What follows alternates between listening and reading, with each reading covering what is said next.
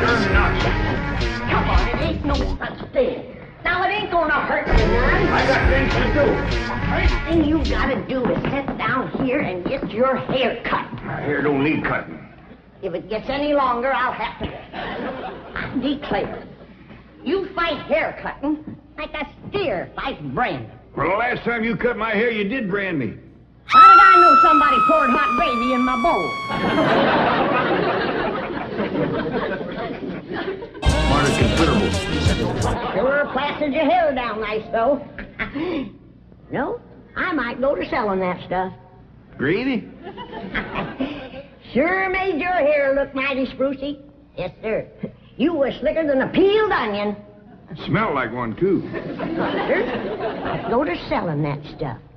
I could put an ad in one of them catalogs. If you want the girls to stop and stare, put Granny's gravy on your hair. All right, Granny, come on. Let's get on with it. Hey, Uncle Jed, you're getting your hair cut.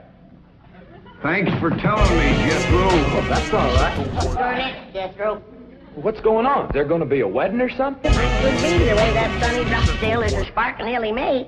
Oh, he's with her right now, up by the cement pond. I better get right out there and keep eye. Sit still and leave those young ones alone.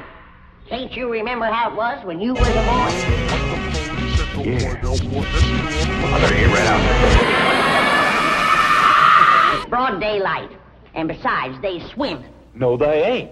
He's a sitting on the bank, and he's a holding her hand. What an interesting hand you have. I see a man, a handsome man, a handsome Harvard man. Where? Right there on your heart line. Oh, that's just the one I got from picking up toast. Ellie, you mustn't let horrid, slimy creatures touch you. Oh, heck, you ain't slimy, Sonny. Just a mite greasy from all that oil you smear on yourself. What a precious paradox you are. What a charming contradiction. You look pure Park Avenue and you speak pure Tobacco Road. That good? Good, it's fascinating. You're a challenge to me, you child of nature. You are the raw clay from which I will mold a perfect woman, worthy of a perfect man. Me. You know Shaw's Pygmalion? I don't even know Shaw, let alone his pig. Oh, you woodland sprite! You forest little bird. You are so refreshing after all those intellectual types of Vassar and Wellesley. You make me feel superior. That good? Good? It's divine. You begin another.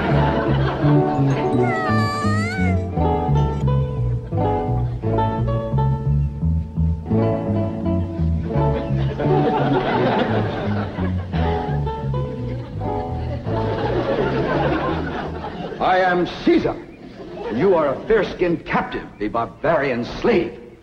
Shall I drag you through the streets of Rome behind my chariot? Or shall I throw you into the arena with my lions? No, Caesar has other plans for you, my little savage. You shall be my slave, yes, but only the invisible bonds of love shall make you my prisoner. Come, I shall strum upon my lyre and recite odes to your beauty. What say you to that, fair maiden? How speak you now to mighty Caesar? I declare, Sonny, you're more fun than a bucket of tadpoles.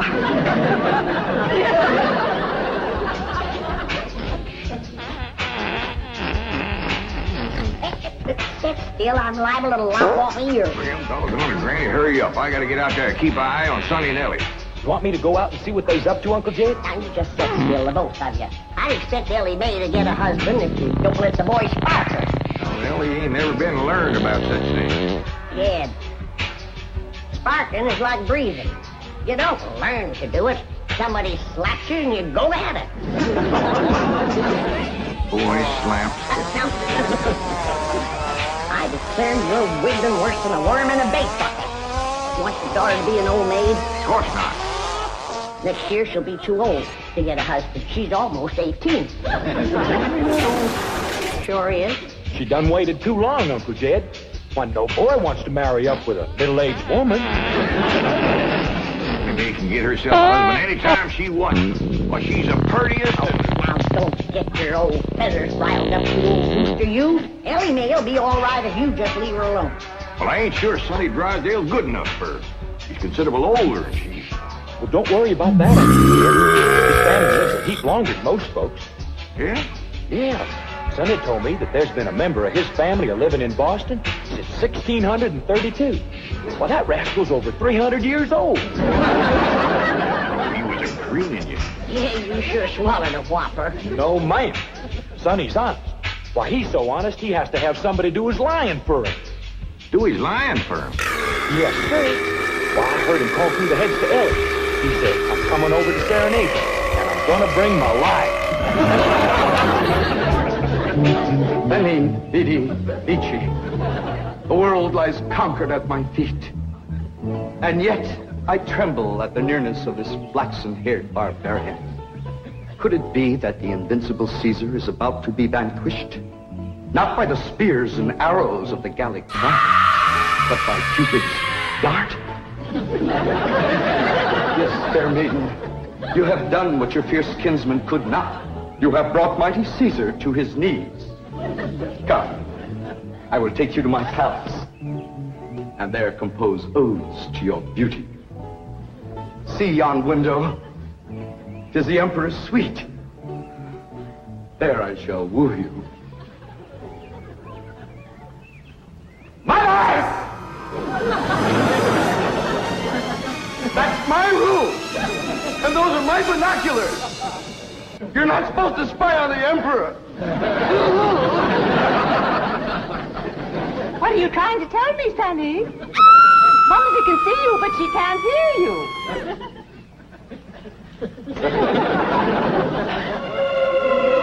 Yes, darling, Mumsy is watching. You look magnificent, like Apollo, the god of manly youth and beauty, the god of poetry and music. Look out! You're getting near the water. Be careful. Wait! Mommy will get your inner tube. Come, fair maiden, and I shall sing of your golden tresses, and your azure eyes, and your skin of alabaster, and your other charms that set me aflame. You mean you're really burning? Yes, dear one, and only you can put out the fire. Okay.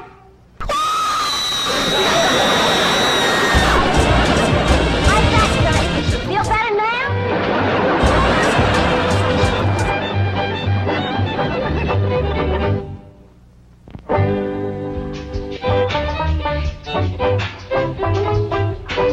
All right, Jethro, you're next. Oh, hi, Ellie Mae. Where's Sonny? Well, he run home to his mama. Going down and hurt him again, did you? Well, no, Paul. He caught fire, so I wetted him down in the pond. Sounds like you done the right thing. How did you catch fire? He said it was my charms that set him to burn. What charms did you told me? Well, just my sack of crawdad bones and my buckeye. You ever heard of crawdad bones and a buckeye starting a blaze? What happened to your rabbit's foot? I didn't have it. There you are. You can expect trouble when you ain't toting a rabbit's foot. You know what my teacher over at Pot School said about toting a rabbit's foot? What? He said it's a superstitious invocation contradicted by scientific knowledge. It's always nice to know you ain't been doing something foolish.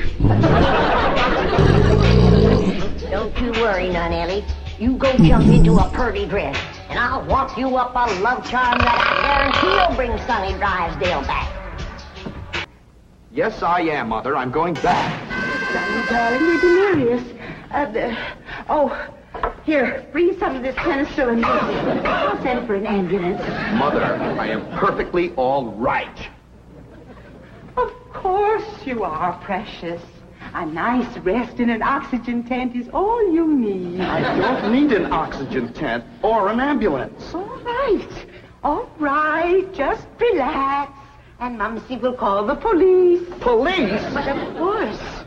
I mean, to have that violent, dangerous girl arrested for attempted drowning. Mother, you will not call the police. I'm going back there right now to see Ellie Mae. Ah, darling, that's very brave of you, but you're in no condition to make a citizen's arrest. Mother, I'm not going to arrest her. I want to help her, to work with her, to tutor her. What? She's like a wild, wonderful jungle cat, and I'm going to tame her. Honey, you are delirious. I'll call the doctor. Mother, my mind is made up. That girl needs me. For the first time in my life, somebody really needs me. I need you. The whole world needs you. Ellie Mae Clampett needs me, and I need her. I'll be her Pygmalion, and she'll be my gallant pig. You're not becoming emotionally involved with that creature. She's not a creature, Mother. She's a girl. A wild, wonderful, beautiful, ravishing girl. Yes, I am becoming emotionally involved. I forbid it.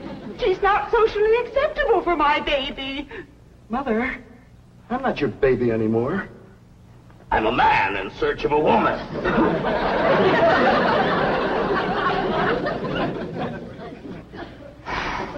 Where did he learn that language?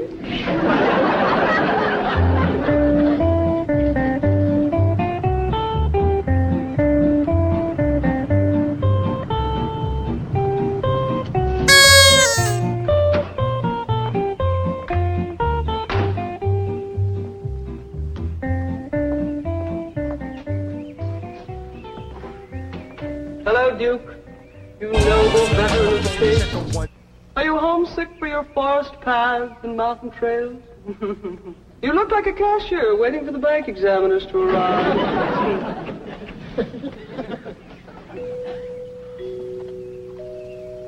You know, if you were a cashier, you could hide $1 million in here.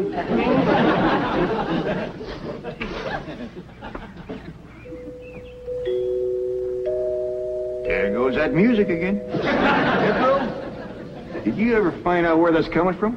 No, sir, I didn't. Every time I went to looking for it, somebody always come to the door. This time I'm gonna find it for sure. You see? Oh, bonjour, Jethro. Oh, howdy, Miss Hathaway. No. When I say bonjour, Jethro, you say bonjour, Mademoiselle Jane. Now say it. Bonjour, Mademoiselle Jane. Bonjour, Mademoiselle Jane. That's very good. Except for the mwah. It must be soft. Mwah. What? No. Watch my lips closely. Mwah. Try that. What? Try it again. What? Well, that's closer. Try again. What? Once more. What? Close in on her, Jethro. Oh, Mr. Clampett, I was attempting to teach Jethro to articulate the Gallic diphthong. No matter what fancy name you call it, he ain't very good at it. He'll learn. But now to the purpose of my visit. Is Sonny Drysdale here? No, but he will be. Granny's out in the kitchen whomping up a love charm for Ellie to give to him. She said it'll bring him on the run. Mr. Clampett, I am reluctant to disillusion you about so-called love charms, but they are mere superstitious invocations and have been proved to be completely ineffective. Granny sets great store by him.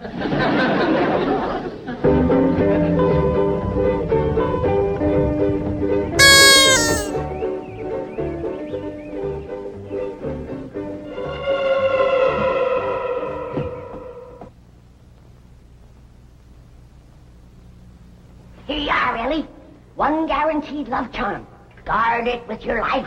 What's in it, Granny? Oh, I dasn't tell you. Leastways, not just yet. But I'll give you the secret before I go on to my reward like my granny done to me. I'll guard it too, Granny. Granny? Granny, Mr. Clampett tells me that you've conjured up some sort of love charm for Ellie Mae. Right here it is. It's made out of all secret stuff. That is ludicrous, irrational, sophomoric, and pure hokum. You didn't even guess one ingredient. No, Granny. Don't you come spying.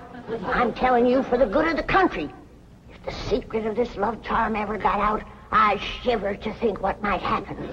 I wouldn't want it on my conscience.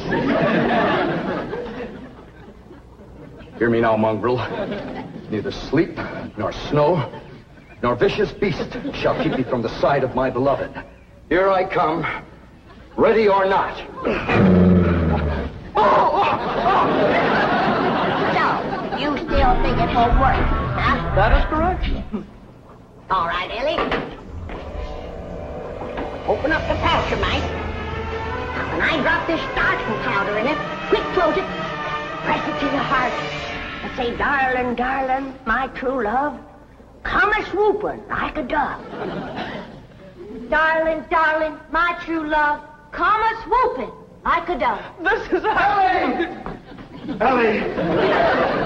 I have flown to your side in spite of all danger. What fate, what power have I to thank for giving wings to my feet? That little old charm maker, me.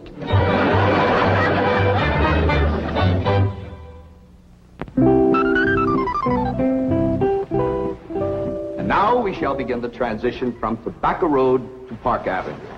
Now you watch me closely and I'll show you how to develop perfect posture and grace of movement. Ah, Kipling. Well, do you like Kipling?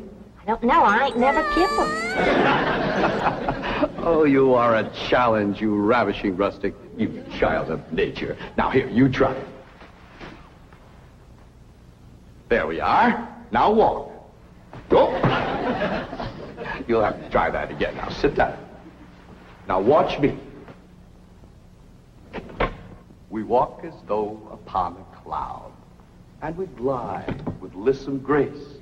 And as we walk, we always keep a smile upon our face. What's he doing?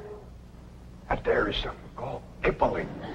He's trying to burn it to Ellie. Now, this is how you sit in a chair, smoothly and gracefully.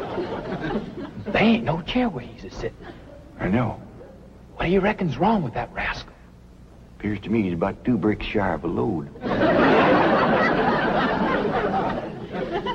Turn old Duke loose so we can go in there and protect Ellie. Now we'll practice diction and intonation at the same time. How now, brown cow?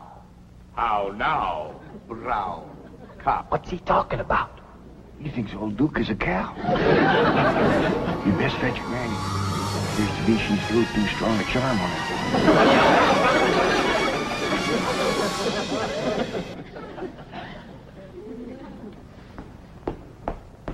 There you are. One guaranteed charm.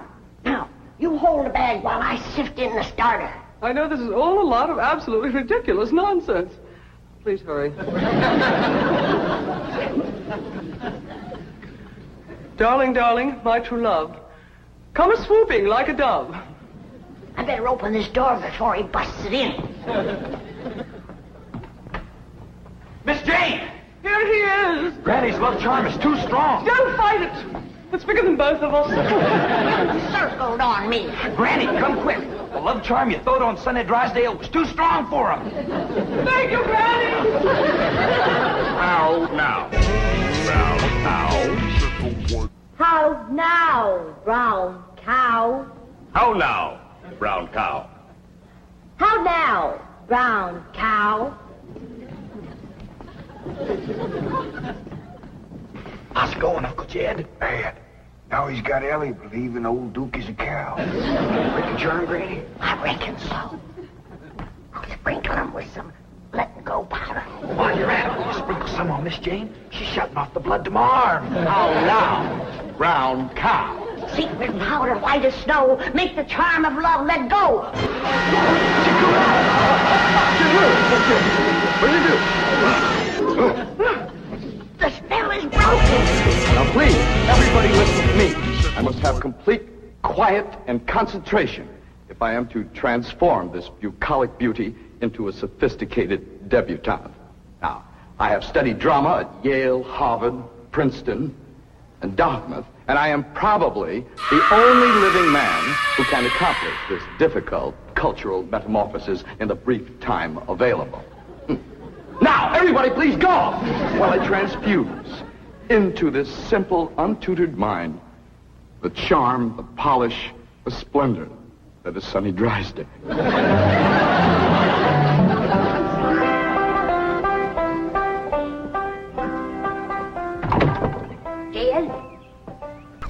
Hi, Granny. Is Ellie and Sonny still in that room alone? It was the last time I was listening, a couple hours ago. They was talking about the rain in Spain, a land in the plain.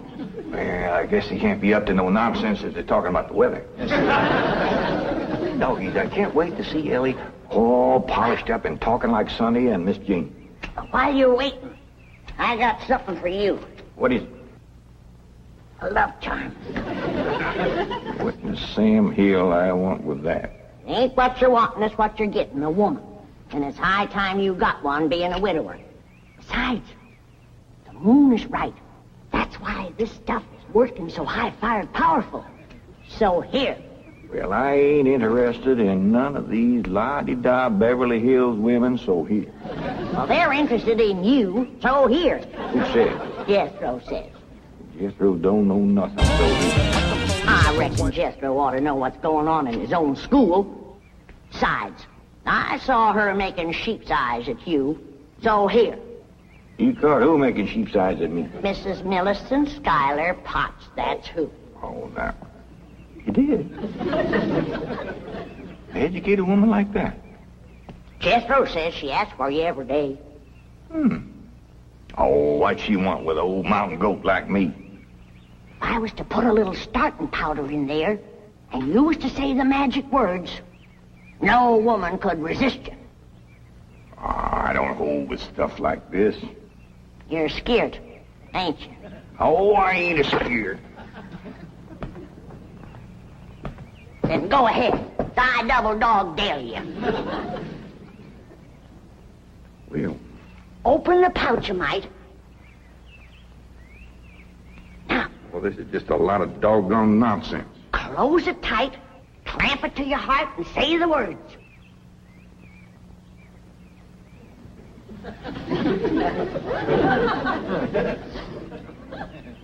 Darling, darling, my true love come a-swooping like a dove.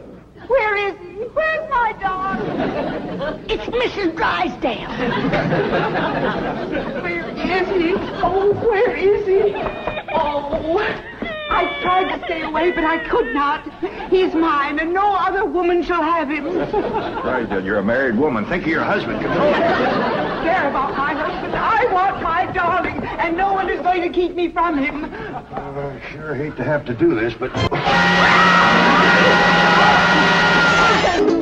Sonny, where are you, Sonny? He's inside with Ellie Mae. Now, if you just calm yourself down, I'll go and get him. Thanks for coming, Miss Drysdale. Howdy, Ma. Was you a-hollering for me? They brainwashed you.